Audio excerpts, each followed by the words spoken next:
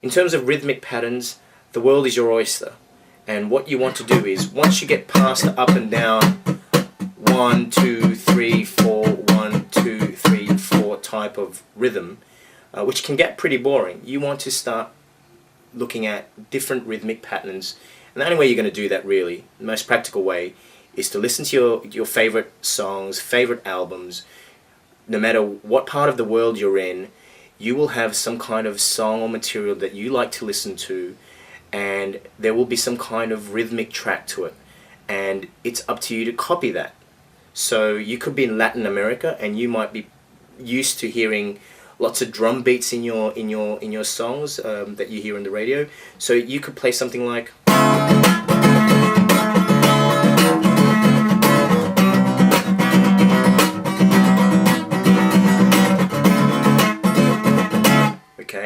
or you could be in India or the southeast, where it's not so much a samba feel, but it could be something completely different, where it's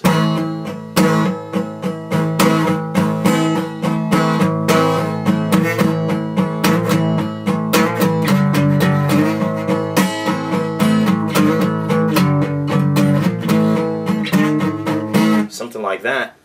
Or you could be from a Western country where there's a lot of rock or blues. Blues has got a shuffle kind of rhythm, which is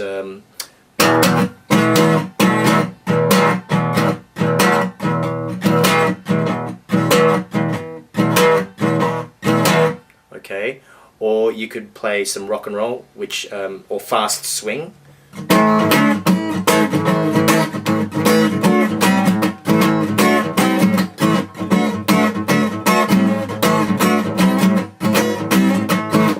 It could be heavy metal, in which case you probably want to use a pick, and you get into a lot of downstroke movements.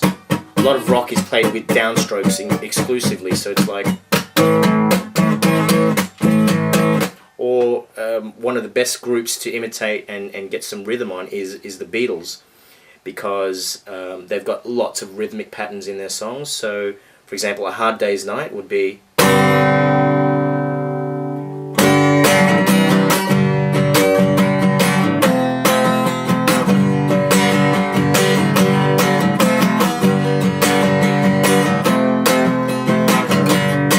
now. That kind of rhythmic pattern, which is a very popular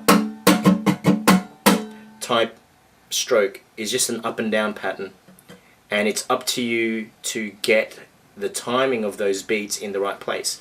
It's called syncopation, and basically, if you've got a metronome that's giving you the count of 1, 2, 3, 4, you're not actually playing 1, 2, 3, 4, 1,